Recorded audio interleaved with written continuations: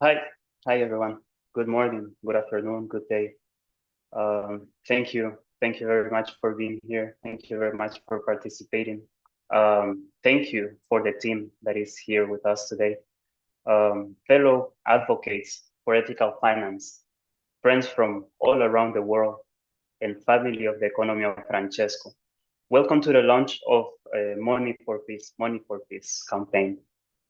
Our campaign for ethical finance and responsible investments. As a global community, we also want to live this commitment, both at a personal and at a collective level. This has been an initiative from the Business and Peace Village with the support of the amazing team that is present today. As the Business and Peace Village, we believe that peace must be an ongoing process also in businesses. This includes education, responsibility, awareness, and justice, focused on the development of a sustainable environment condemning weak investment. A peace economy does not include weapons or profit-only maximizing businesses. This is our statement. Today, we embark on a journey that takes us beyond the traditional confines of banking, finances, consumers, and the impact that we can and we must have. It's a journey that calls for a change, a journey that puts at the center the human being, ethics, sustainability, and a brighter future. But before we dive into the heart of this campaign, let's set the stage and present ourselves. So my name is Gabriele. I am part of the economy of Francesco and also the founder and director of Think Twice Brazil, which is a social impact organization that promotes education for peace and human rights with a special care to the women, peace and security agenda. And I will pass to Anika. Hi, everybody. My name is Anika Malik. I'm originally from Pakistan. I call myself a solidarity stewardess. My main work revolves around connecting spirituality to finance and economics, and especially the economic ethics from an Islamic perspective. Thank you. And I am Ricardo. I am from El Salvador. I am an economist, and I have dedicated myself for projects and programs for social development in Latin America, Europe, and all around the world, wherever is needed. I am part of Economy of Francesco. I have the blessing of being the coordinator of the Business and Peace Village, and also have the blessing to be here with all of you with this wonderful team. Thank you very much. So we have seen the consequences of unethical investments, contributing to environmental degradation, fueling conflicts, and perpetuating social injustice. But we refuse to accept this as a status quo. Refuse to sit idly by when our financial choices can be a force for good. This, inspired by the Economy of Francesco mission, movement, and community, our values, and the firm belief in a brighter and fairer future.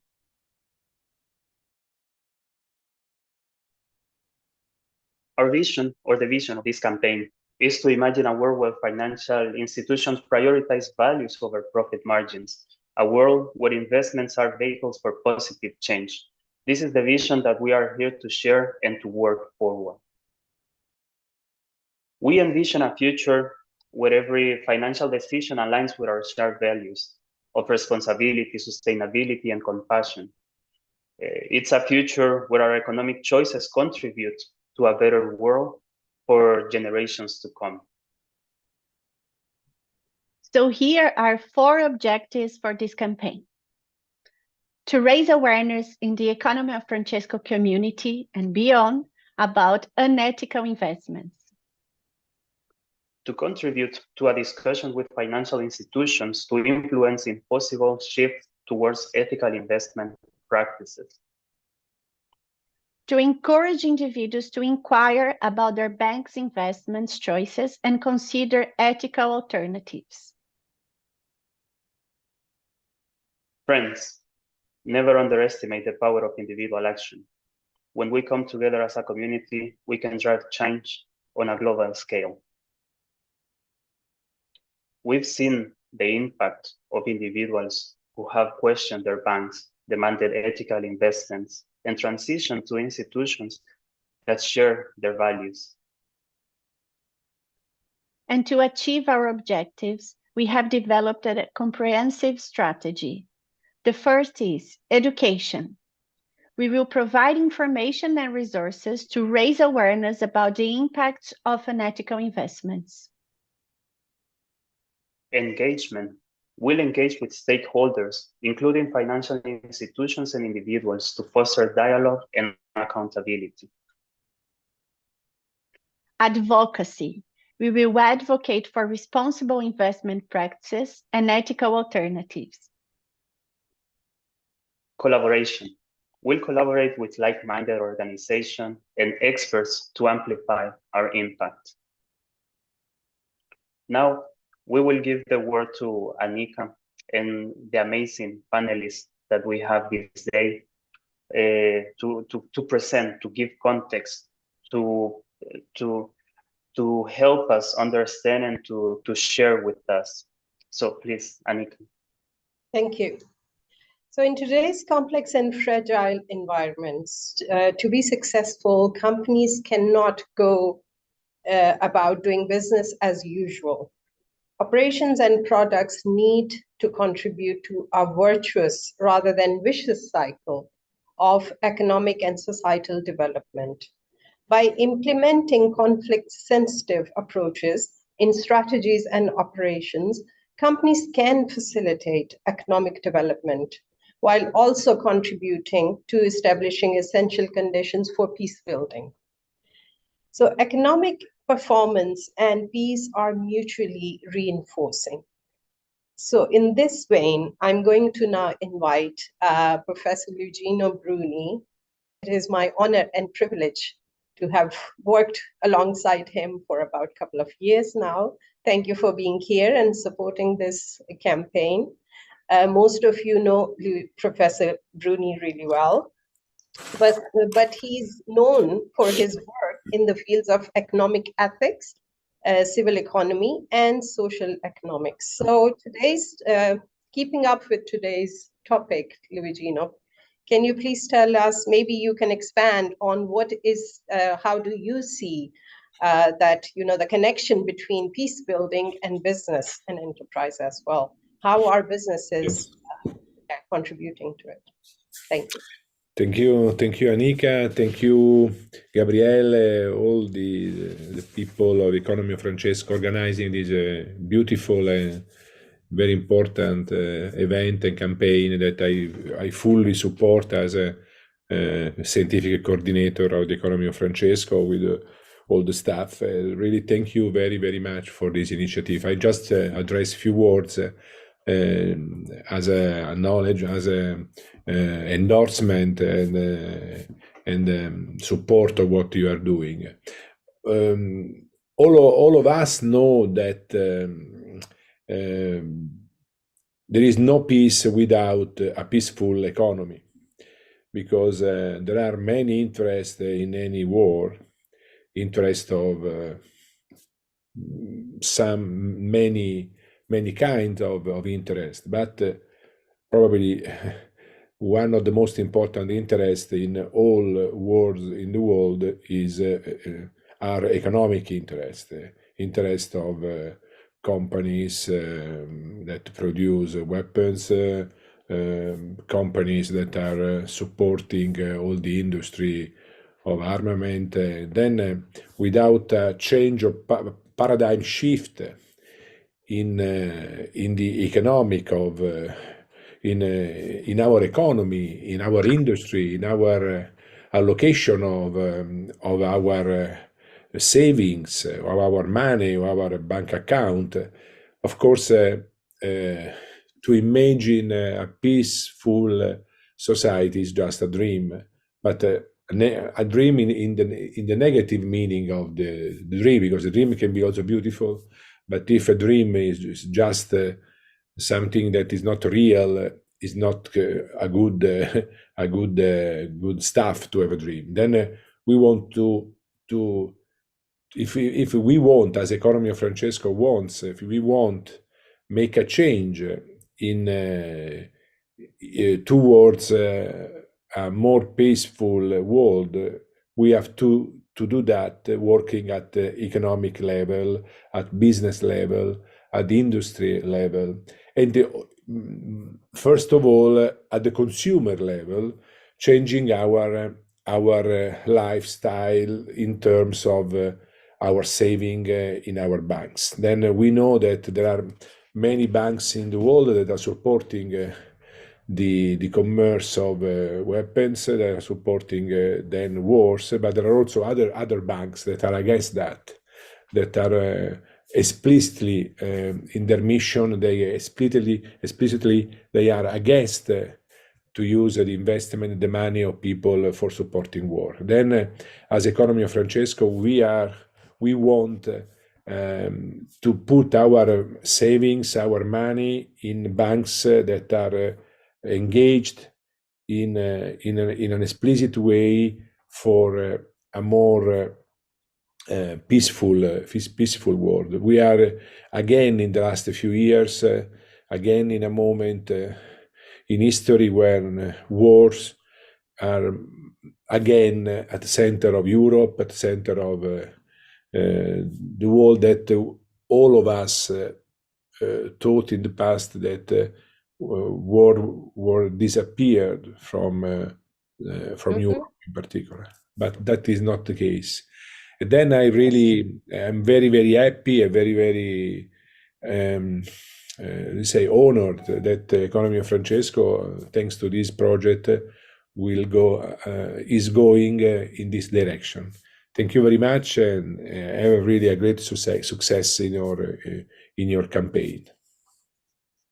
Thank you, Luigino. I think the message you've given is that all of us, whoever we are, wherever we are, we can participate in this campaign, and we can help, states, governments, and banks to have a deeper look into where our money is going. So let's now bring in our next panelist, Jordi Calvo. He is going to talk about institutions that finance war. So he's going to tell us about his work. He's a lecturer with a history of working in the higher education and advocacy sector. So we need people from advocacy sector especially. He's skilled in peace, conflict, security, research, and international relationships, and with a Doctor of Philosophy focused on peace, conflicts, and relations. Welcome. Thank you very much for being here. So please tell us, how do you support this campaign, and what do you have to say about, the institution that finance war? Okay, thank you. Thank you a lot for all of you, other people of the campaign. Yeah, I think it's a very good campaign. I'm talking about money on peace, as was said by the professor before. The link between war and the economy is very strong, and we have different links. Where we have a war, we have an economy happening that can contribute to make the war even longer.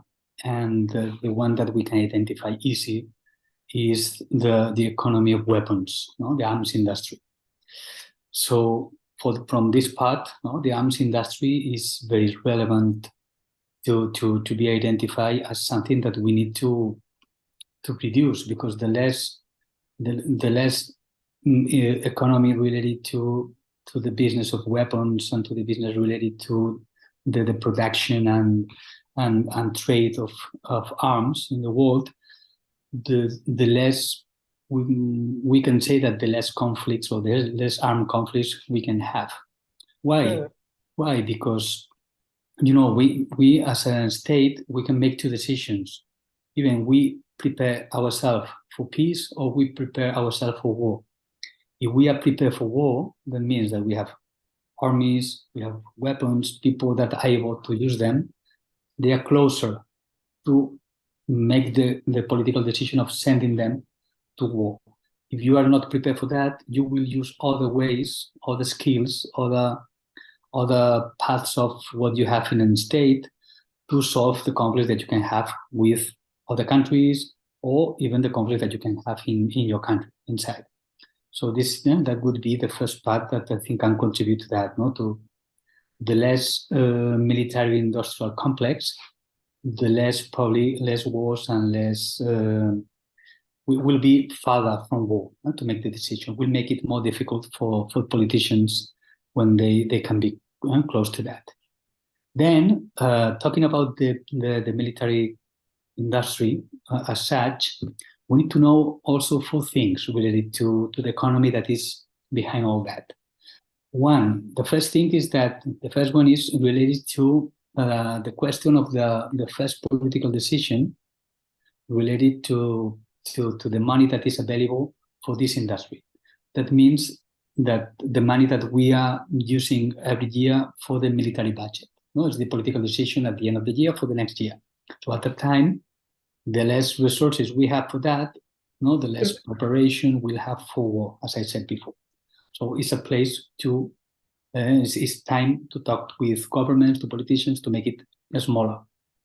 Then the arms trade would be, another way of also disseminating weapons in all the world, and we can see that this business works as any other business, meaning that we have the money from governments that they are buying weapons from arms companies, but these companies are private, all of them, almost all of them, they are private. So this is private profit, public money, and the arms trade is the tool to export weapons to other countries. We have a lot of regulations, but we have to say that we cannot rely on regulations, because these regulations are not reducing arms trade, are helping arms trade to have maybe more security, and we see that the arms trade is going up all the time.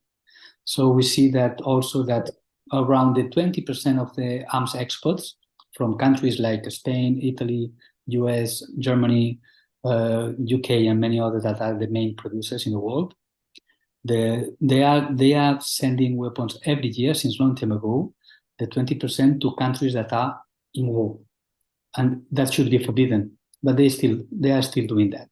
So that means that it doesn't work.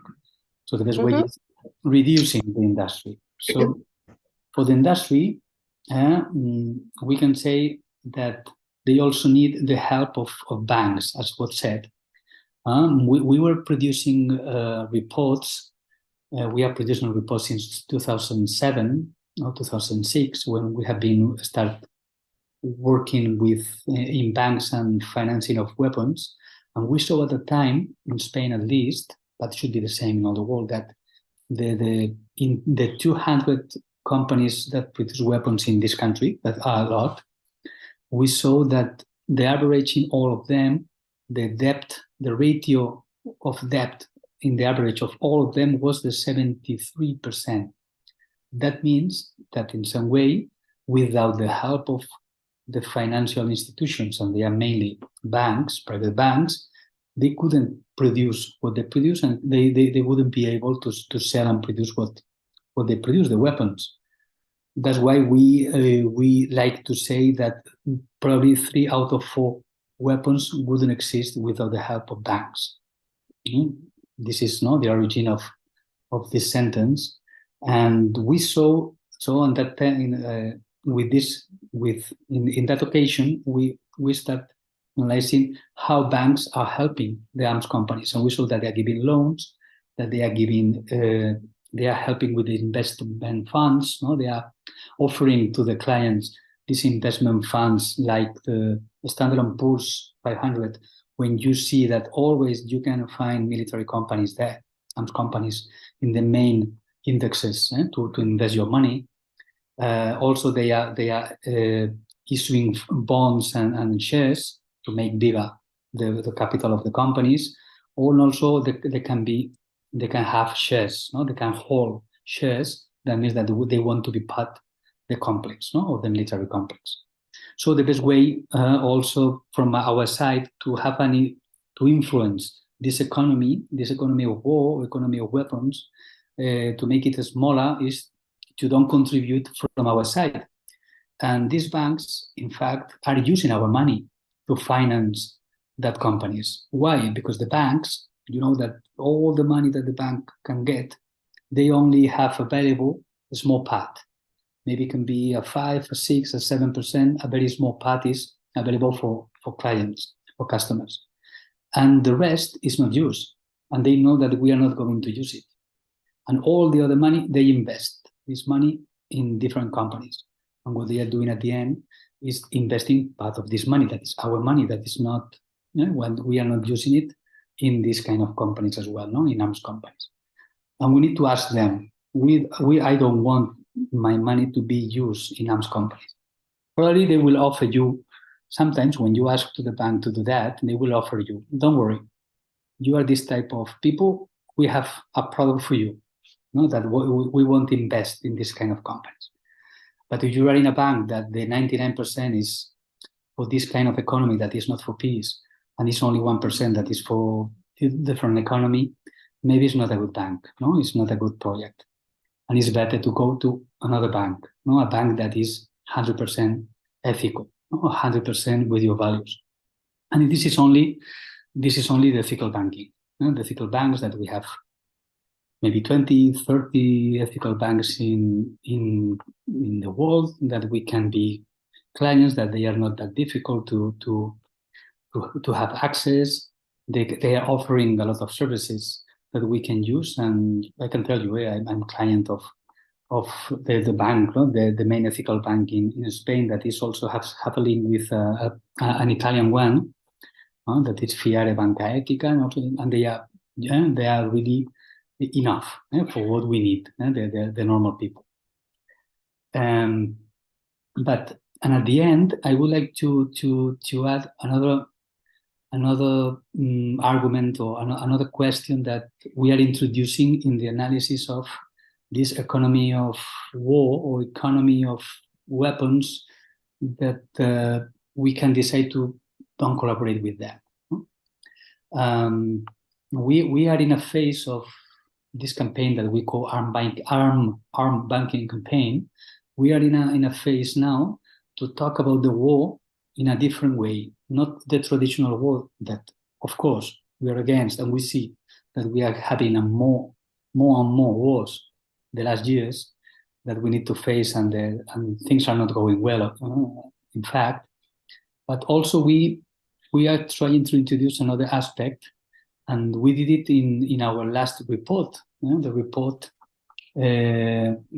called the financing the militarization and the border wars in the Mediterranean. In that report that was written by my colleagues, and we were producing this in this campaign, we are trying to introduce another concept that means that we have a reality in many places of the world where we have the borders, where we know that the states are reacting, are managing that situation in a military way. That means that they are sending there military bodies, military police, and they have a strategy that is using military equipments and weapons just to manage a reality that is people crossing from one part to another one, that is migrants. So they are treating migrants as enemies, as members of another army. And that is happening in the south of United States, on the north of Mexico. It is happening in the south of Europe, on the north of Africa, and it's happening in many other places of the world. So we are considering, many people and scholars also, that it needs a name that needs to put attention in that reality that is also a kind of war, where the victims are only migrants, and the others are like an army that they try to justify their action, that they need to defend from people without weapons, families, children, etc., etc. So we call it border wars, and we are trying to identify what companies also are participating in all that. So we have the traditional military industry, and we are adding to that companies, these other companies that they are like consulting companies, technological companies related to biometric control, to surveillance, and to all these strategies that are forcing people to go to other places that are making them more vulnerable and dying even more in the routes that they choose to reach Europe or to reach North America, etc. So that companies are also participating on this military and security complex in the world, and we are trying to put the light in that sector to identify what banks are financing them. And what banks are financing that companies like Accenture or like Atos, or like Thales or like Leonardo also, that is participating in all that, on many other traditional companies. So we see that we find the traditional big banks that are financing the arms companies, like the big banks in US, the big banks in Europe, etc., are also financing this other military security sector that is, in my opinion, is being the responsible of thousands of lives every year of these people, that they are just human beings that they want to just to look for a better life. So also, my contribution, I would like to add also this another approach. Thank you. Thank you so much, Jordi, for educating us, because the main purpose of our campaign is to raise awareness, especially for the common people who are banking with their banks. And as you said, that you mentioned Bank Ethica, but there are maybe not many banks at the moment who have this option of ethical investment. But I think that through this platform, this is what we are asking people to join hands with us.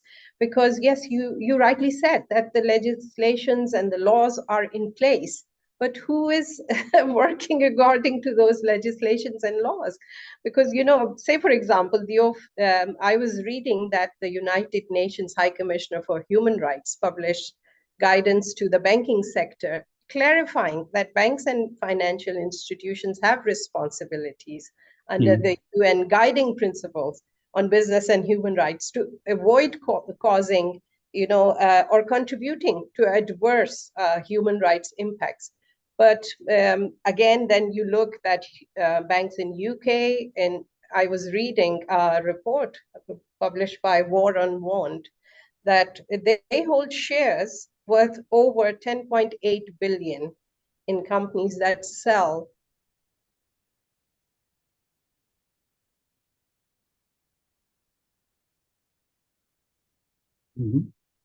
Sorry, I think I lost my connection.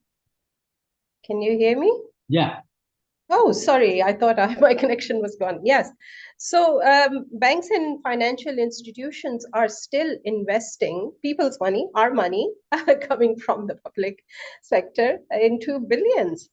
And the economic impact of violence was estimated at 14.4 trillion, representing about, 1,895 cost per person.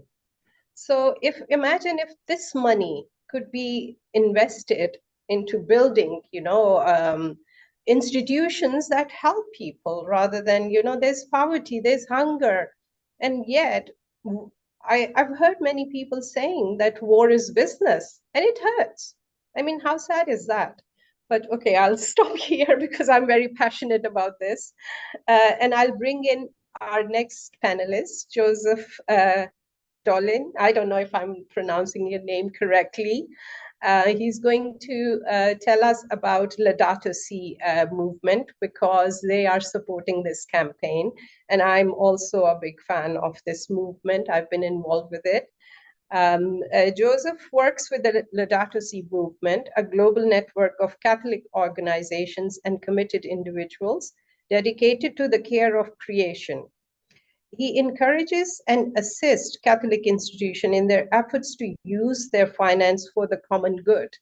Thank you very much. This is music to my ears.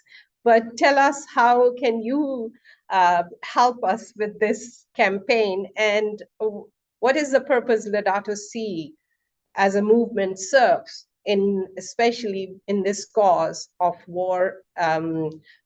War is on my mind. Money for Peace campaign. Thank you. Everything is interrelated. That's why. Yes. Thank you for having me. So yeah, the Laudato Si movement has been working on divestment from fossil fuels since 2015, since the start of the movement. This is one of the many actions we do, but this is one of the most related to what you're trying to do. Can I share my screen with you? Just so you've got some slides to support my say. So our focus is mostly on the question of climate change, but as you know, climate change and peace are kind of interrelated, and the question of how fossil fuels is also related to peace is quite stringent.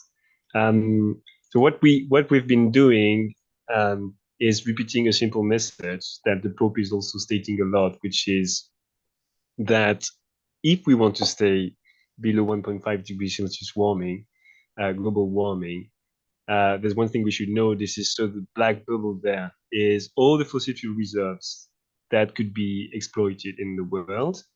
And this tiny gray one, actually, it's a high, it's less than that. It should be smaller than that. What we are allowed to burn and to stay, to have a 50% chance to stay below 1.5 degrees Celsius. So this is absolutely important to stop any new fossil fuel projects across the globe. And even the IEA is saying that. So it's really like a core message everybody should know. There is no need for new investment in fossil fuels. And yet, what we know is that, and the Pope just stated it again in Laudato Deum, like it is really worrisome to see that large fossil fuel companies across the globe are still exploring and trying to develop new projects. So what can we do to hear Pope Francis call? And that he repeated in Laudato Deum. There's the question of finance. So fossil fuel companies are able to explore, develop new infrastructures because they're being funded for that. And this is where Catholics, especially, it can be any people of faith, anyone, but we mostly talk to Catholics. They are involved somehow, knowingly or not. They are tied either as asset owners, shareholders, etc., or as bank clients, partners, and things like that. So what we want them to do is to realize that they have agency on preventing this funding from happening. But so we do work on this question of finance, but we think finance is one side of the problems, but each and every community, faith community, Catholic institution, individuals can also have an impact on climate change on a more prophetic side, like a more political side of this. So stopping funding the fossil fuel industry is important, but working towards a fair and fast transition away from fossil fuels is also really important for us. That's why we encourage all institutions to endorse the FFNPT, which is the Fossil Fuel Non-Proliferation Treaty, a global initiative to get a global binding agreement on phasing out fossil fuels across the globe. So how do Catholic institutions align their finance with climate justice? This is the question. So the first thing is divesting from the fossil fuel industry. I guess everybody may be familiar with that, but let me explain it again. That simply means that as an institution, you will move your money away. You will make sure you don't own own any financial asset that is tied to the fossil fuel industry, just like you may already not invest in a warfare industry that was mentioned before, and you take the money freed from what you may have had in the past into something more positive like renewable energies, like you work concretely toward the energy transition. And the third part of what we call divestment is to go public, to say publicly that you don't want to be part of this economy anymore. And this is really important. Why is it so important to go public? It's because it inspires others to do like you do. So if you're a Catholic institution, you may make a decision for yourself, but it's going to inspire your constituency, your people around you. You may have a high moral weight for them. It's going to impact the image of targeted industries, which is something worth also for them. And you will also call out to governments to take action. Like if you do that, it may also inspire politicians to take action. So overall, it will speed up the energy transition. And the other aspect on climate finance is the question of banks that were already mentioned before. And how do you do when you look at climate, which I like fossil fuels that I know way better than warfare. Since 2015, so since the Paris Agreement, like the 60 biggest banks in the world poured, I mean, the numbers are huge, like $5.5 trillion into fossil fuel developments.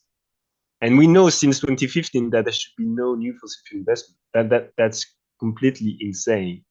So, and these banks, they do that by lending money directly, which is the most obvious one, but also in more subtle ways like underwriting loan agreements, or supporting companies that are next to the large, big companies developing new fossil fuels.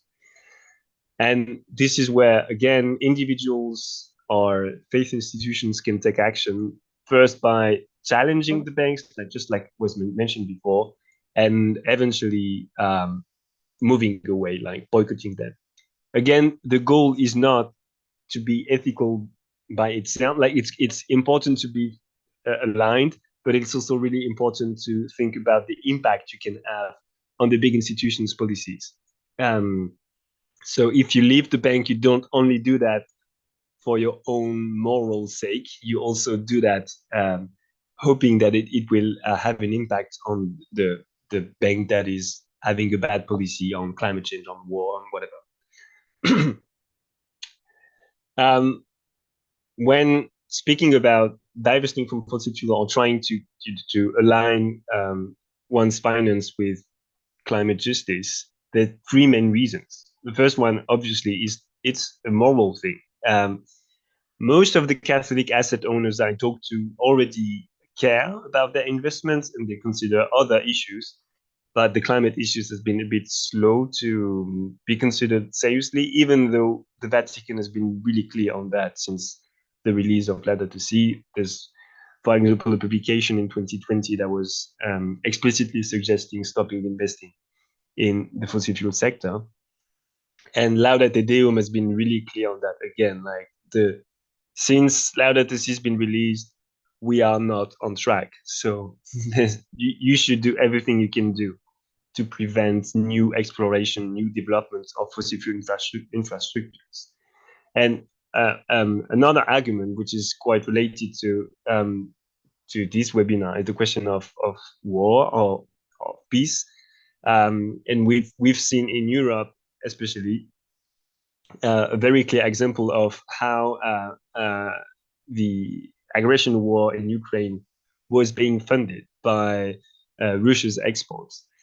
So in the first month, 12 billion euros were sent to Russia's regime only through fossil fuel exports. And since the EU promoted a ban on fossil fuel imports, there's still a lot of fossil fuel being imported through LNG or via proxy countries. So the fact that we rely so much on fossil fuel, especially in Western countries, make us complicit towards autocratic regime being funded by fossil fuels exports. There's many other examples, just a few.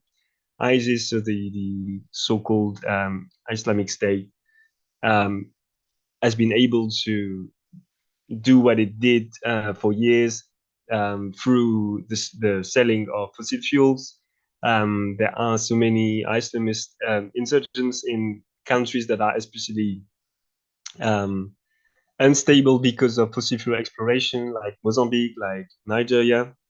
And we know that in South Sudan, which is a conflict we don't talk about enough, most of the war crimes and human rights violations are more or less tied to fossil fuel exploration.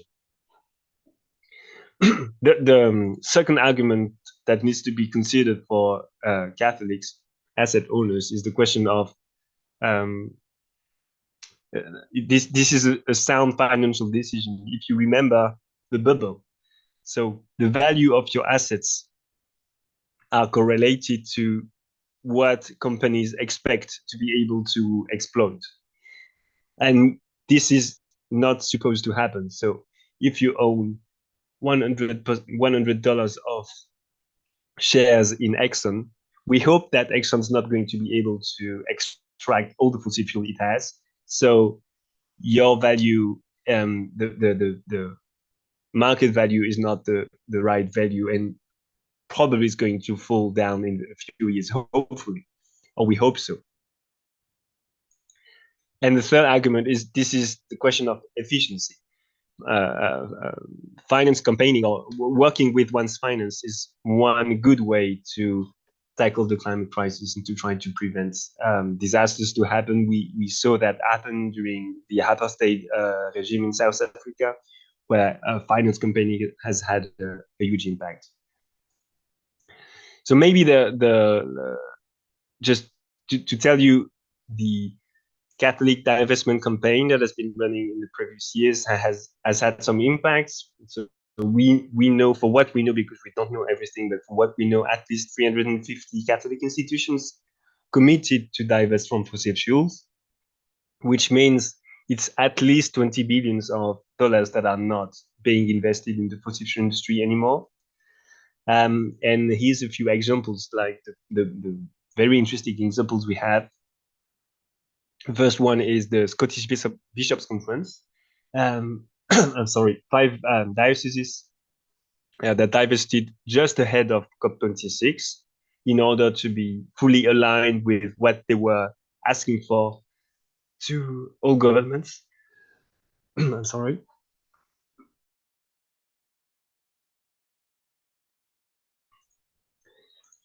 A US university, a Jesuit university, that divested in 2021 after a long students' campaign there, because they were thinking this is not only morally relevant, but it's also financially sound to do that. And another example is the Sisters of Mercy in Australia and Papua New Guinea that have a beautiful investment policy where not only do they exclude fossil fuels in other sectors like weapons, but they also have a very good impact investing strategy where they try to develop good projects. And maybe I can stop there. So we also want to encourage and support every institutions willing to take action by doing that. Thank you so much, Joseph, and especially for bringing in the all the initiatives from the faith groups as well, because I think faith plays a major role when we talk about ethical and responsible financing. Because otherwise, as our previous panelist Jordi was also saying, there are regulations in place, there are laws in place. Like, say, for example, the European Commission adopted a proposal for a directive on sustainable corporate due diligence, which aims to prevent and remedy human rights and environmental abuses in global value chain. But the text presents a very historic opportunity to enhance the protection of affected communities and planet. But the draft as it stands, it still falls short. It falls short of expectations because to implement all that, which is in the legislations and laws, I think it's the work of the people, like all of us coming together and raising the awareness as well. How is the our money being used in an ethical way? And somebody actually asked a question that how can I know that my money is being used ethically by my banks? Ricardo and Gabrielle will tell us maybe in the end. And Jordi has also posted some links here that people can go onto those links.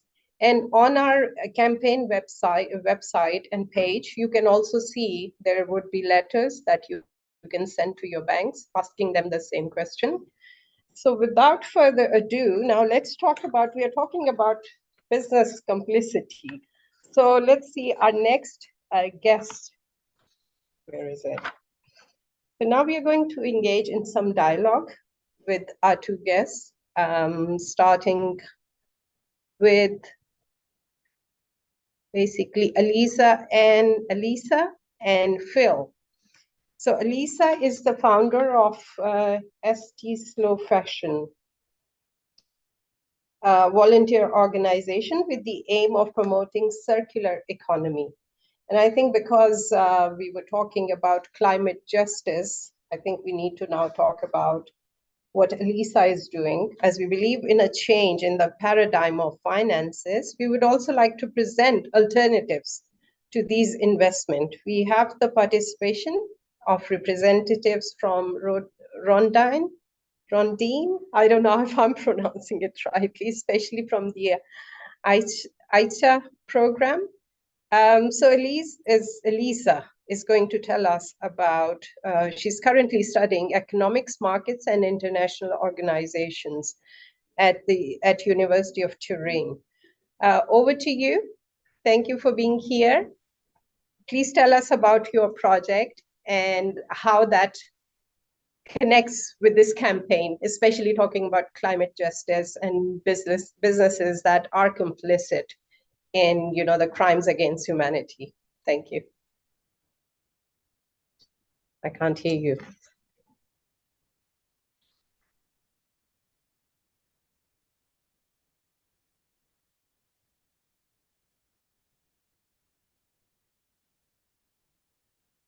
Oh, maybe, no, still can't hear you.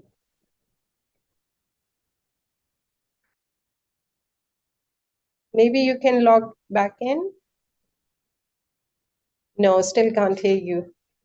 Yeah, maybe log back in and I'll bring in Phil, who is the founder of ADISO Development Initiative, which is Sustainable Development Solutions Network, an environmental peace-building association. He's a member of that organization, trained in conflict management and humanitarian action. His work examines the role of climate change in fueling conflict, food insecurity, and migration. So welcome. Thank you for being here and for supporting this campaign. Please tell us about your project. Same question I asked Elisa. All right. Can you hear me? Yes. All right. Perfect. Loud and all right. That's great. So yeah, my name is Phil and I'm from Nigeria. So thank you for inviting me. One of the good things about going last is I can paraphrase what everyone has said and hope to make sense out of it. I know I'm here to talk about my project, but as someone who I work in climate security, and having listened to Jody and Joseph and everyone, growing up in Nigeria, especially, there's a lot of misconceptions, about the conflict in Nigeria, the Lake Chad Basin, Boko Haram, and all that, how climate security or how climate change plays a very important role in fueling these conflicts, and how climate security can also be a solution to that. So it was really interesting to hear that as well. But to talk about my project, one of the things, at the opening of this, we mentioned that peace is an ongoing process, and how the important role that education plays, the important role of key investments and strategic investments, ethical investments in promoting peace. So to start, I would love to start by saying, development and peace go hand in hand. Development cannot take place where in an absence of peace, even when key investments, when actions are being taken to build critical infrastructures, to do a whole lot of things. With the absence of peace, there's a certain limit, there's a certain extent to which this project or this activity can yield success. So I always love to say that, peace is like manure for all of us who grew up in farms, Without the manure stimulates growth. The manure helps things to grow. So this was one of the reasons why I'm just like Elisa, I was part of Rondinecita de la Pace. And when I wanted to start my project, I had to think about a lot of things. My passion on sustainable development. But at the long run, I had to look at what are some of the things that are important and are critical to my society, that has long-run implications and can touch on development. So I came up with a ADESO Development Initiative, which one of our flagship programs is the Tech for Girls Initiative, where we engaged young girls, and provide them tech skills. Unfortunately, there's little or no investment into public education in Nigeria, my home country. So that's one of the reasons why we came up with this idea, to kind of see how we can draw attention, advocacy, draw investment into public schools, and also build the gap. In Nigeria, only about 22% of young women have access to technology, have access to tech devices. So we came up with this idea to bridge that divide.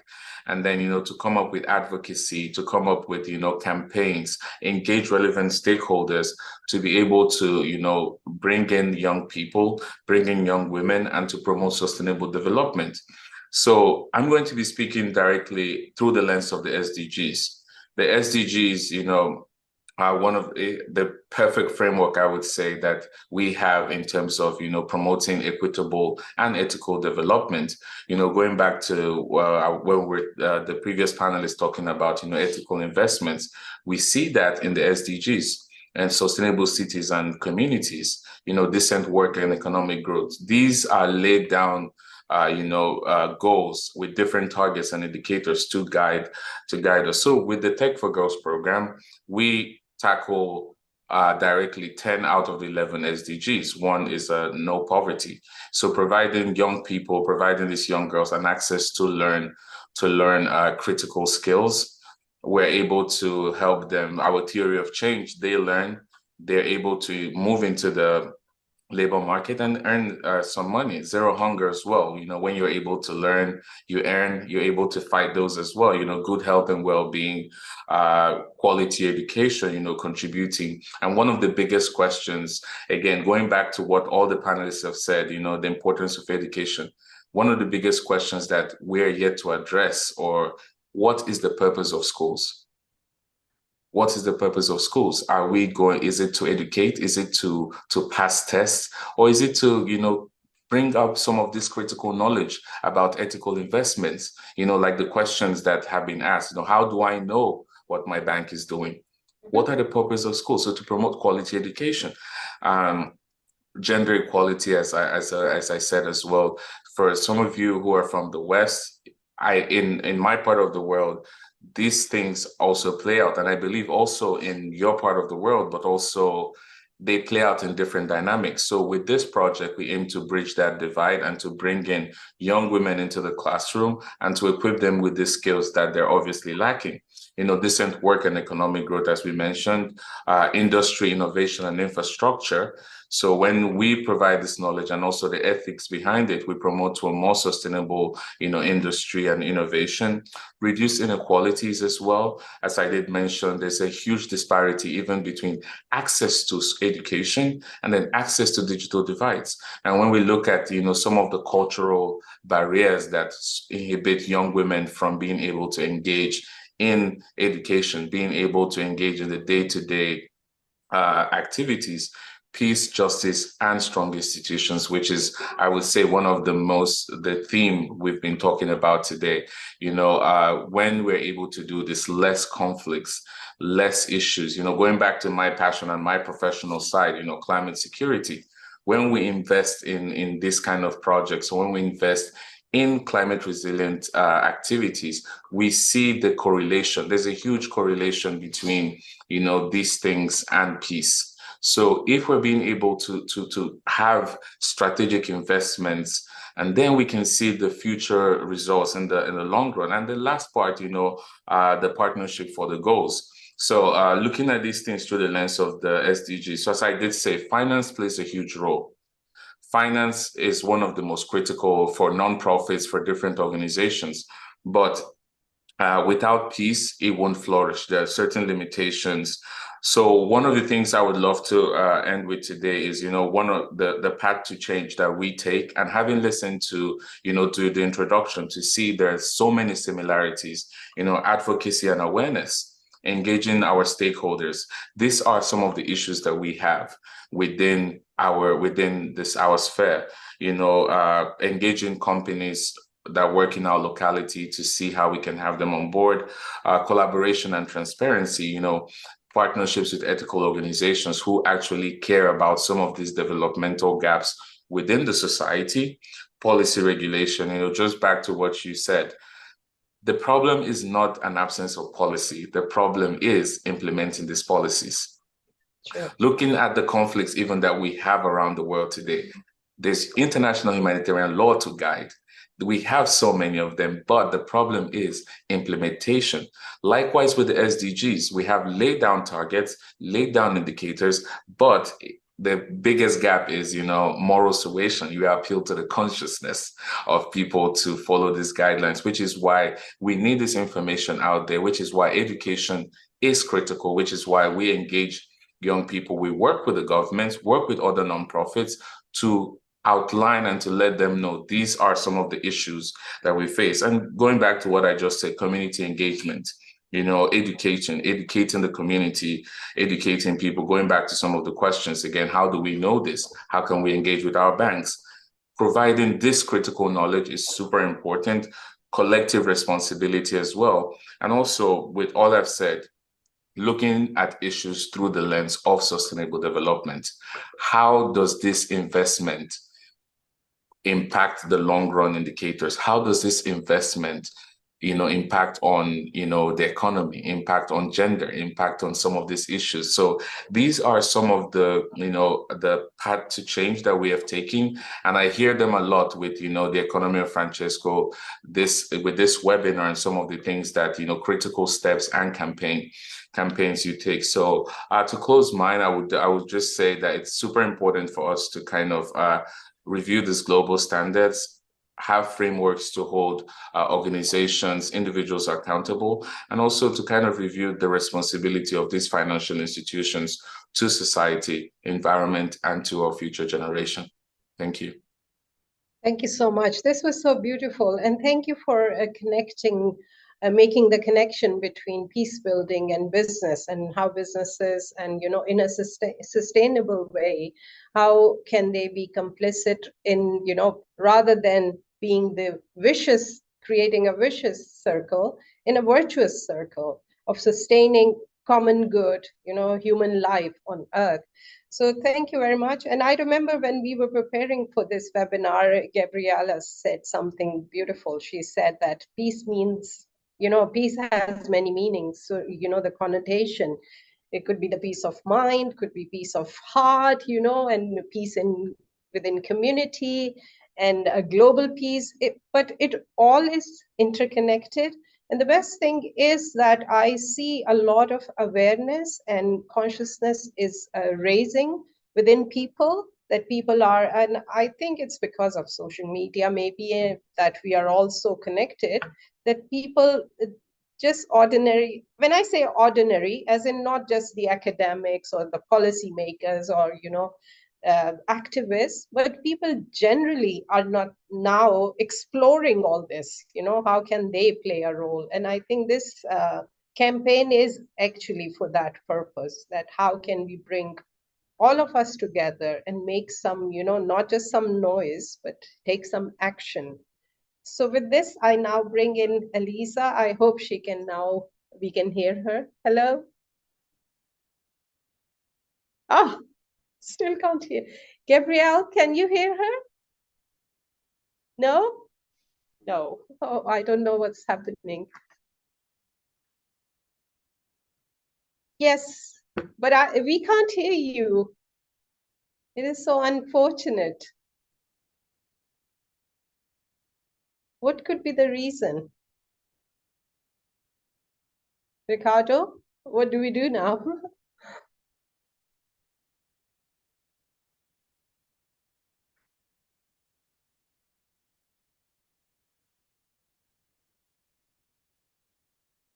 Oh, I'm so sorry.